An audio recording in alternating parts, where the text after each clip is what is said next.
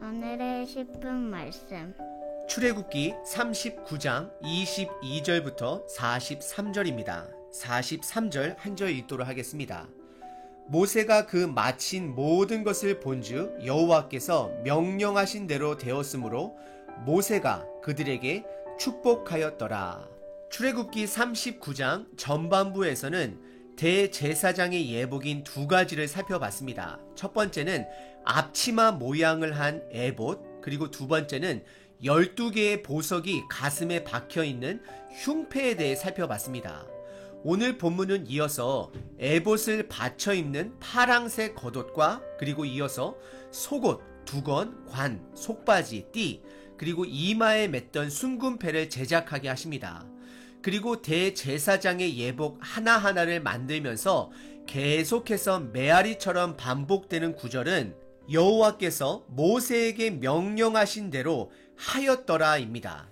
39장 1절에서도 보시면 이 표현을 찾아보실 수 있으시고요. 그리고 에봇을 제작한 이후 7절에서도, 그리고 흉패를 제작한 이후 21절에서도, 그리고 26절 겉옷을 제작을 마친 이후에서도, 29절에서도 31절에서도 모든 것을 모세가 여호와께 명령한 대로 만들었음을 성경은 말씀하고 있습니다. 왜냐하면 성막의 목적을 강조하기 위해서입니다. 이스라엘 백성들은 이미 우상을 만든 죄의 기록을 가지고 있는 자들이었습니다.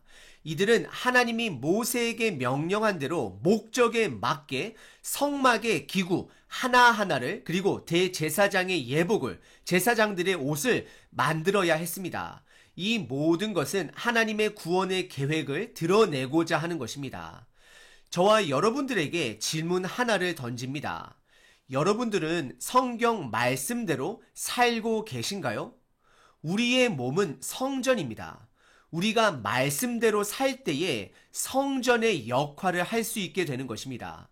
오늘 본문을 통해 나는 말씀대로 살고 있는지를 점검해 보시길 바랍니다. 왜냐하면 오늘 본문에서 모세가 그 만든 것을 다 점검하는 것처럼 언젠가는 우리의 삶도 하나님 앞에서 점검을 받는 날, 즉 심판하는 날이 있기 때문입니다. 오늘 본문은 크게 두 가지로 나눌 수 있습니다. 첫 번째는 대제사장의 예복을 완성합니다. 그리고 두 번째는 성막 내부의 모든 가구들, 비품들, 예복들을 모세 앞에 가지고 나와 최종 점검을 받습니다. 첫 번째 부분은 22절서부터 31절까지 대제사장 아론이 입을 예복을 마무리하고 있습니다. 우선 에봇 안에 받쳐있는 청색으로 짜서 만든 겉옷을 만들게 하십니다. 이 겉옷의 특징은 아랫부분에 순금으로 만든 방울과 석류 모양의 장식을 번갈아 가며 달았다라는 것입니다. 그래서 대제사장이 이동할 때마다 그 방울과 석류 장식이 서로 부딪히며 소리를 내게 됩니다.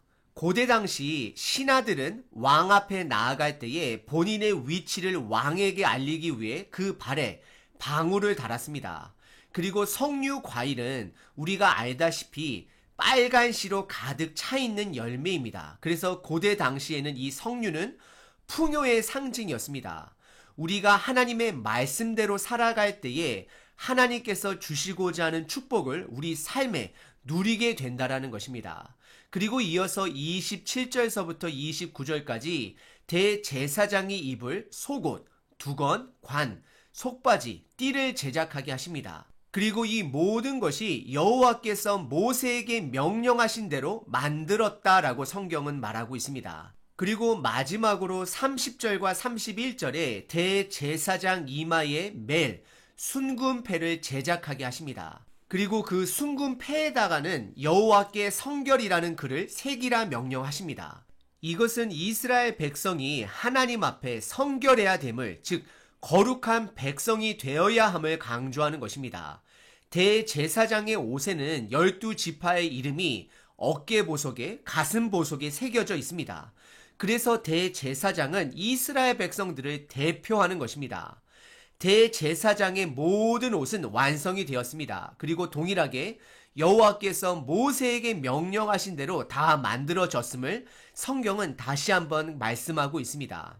그리고 오늘 본문의 두 번째 부분은 32절서부터 43절까지 성막 안에 있는 모든 가구들, 비품들, 예복들을 모세 앞에 가지고 나와 점검을 받게 하십니다. 지금 시대로 말하자면 집을 완공하고 나서 점검하는 사람, 인스펙터를 불러 전기 배선, 하수구, 기둥의 안전성, 화재 코드 등 여러 가지를 최종적으로 인스펙션을 받는 것입니다.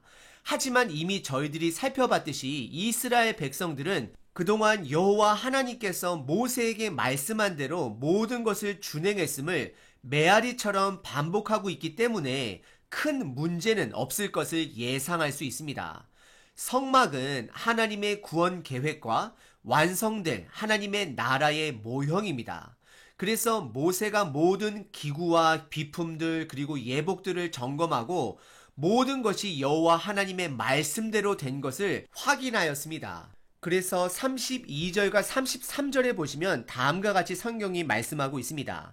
이스라엘 자손이 이와 같이 성막 곧 회막의 모든 역사를 일들을 마치되 여호와께서 모세에게 명령하신 대로 다 행하고 그들이 성막을 모세에게로 가져왔으니 곧 막과 그 모든 기구와 그 갈고리들과 그 널판들과 그 띠들과 그 기둥들과 그 받침들과 그리고 계속해서 이어져 가고 있습니다.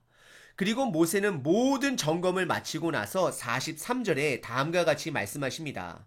모세가 그 마친 모든 것을 본즉 여호와께서 명령하신 대로 되었으므로 모세가 그들에게 축복하였더라 라고 말씀을 합니다. 전 개인적으로 이 마지막 43절이 하나님께서 세상을 6일 동안 창조하시고 하나님 보시기에 참 좋았더라 라고 말씀하시는 것 같습니다. 그리고 동시에 금송아지 사건과 지금 이 사건을 비교해 보게 되면 금송아지 사건을 통해서는 이스라엘 백성들은 저주를 받았습니다. 하지만 여호와 하나님의 말씀대로 이 모든 것을 준행하고 나서 모세는 이들을 축복했음을 성경은 기록하고 있습니다.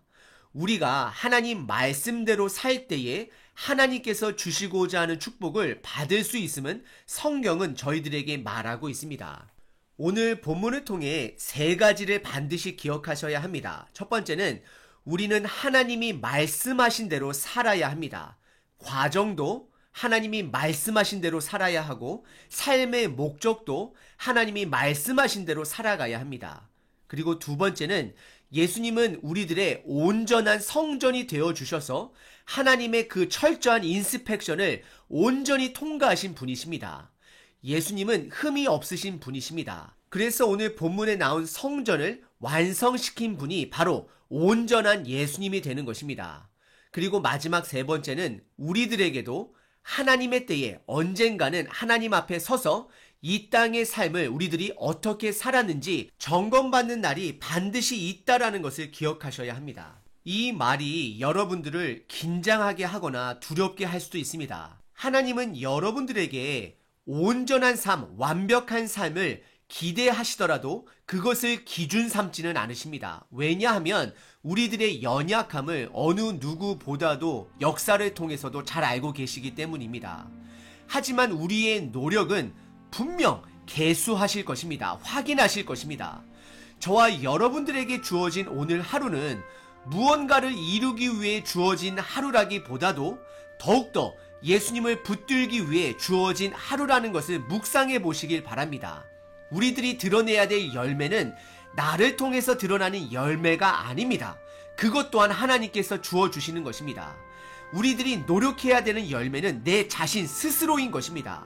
우리들이 예수님의 성품을 닮아갈 때에 그것이 진정한 열매로 하나님께 드릴 수 있다는 것입니다. 우리들이 목표를 세우고 최선을 다해 달려가는 것도 매우 중요하지만 나의 노력의 결과가 나의 정체성이 될 수는 없습니다.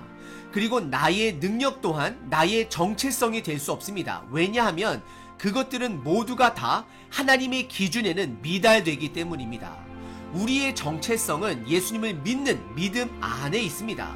그래서 고린도전서 1장 후반부를 여러분들께서 묵상해 보시면 예수님을 하나님의 능력이자 지혜로 표현하며 우리들로 하여금 그분의 능력과 지혜 안에 있기를 바라는 하나님의 간절한 마음을 발견하실 수 있습니다. 그래서 고린도전서 1장 마지막 절에 예수님 안에서 자랑한다라고 사도 바울이 고백합니다. 저와 여러분들의 정체성은 예수님 안에 있습니다. 그분을 믿는 그 믿음이 우리의 정체성이 되는 것입니다. 그래서 더욱더 최선을 다해 하루하루를 살아갈 수 있는 것입니다. 반드시 저와 여러분에게 하나님이 점검하는 날이 있을 것입니다.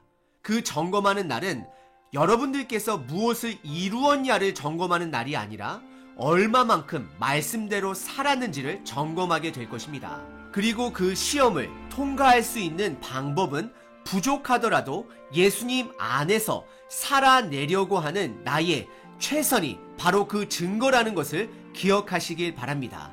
오늘 하루 최선을 다해 사시되 무언가를 이루기 위한 하루가 아닌 말씀대로 살기 위한 하루가 되시길 바랍니다.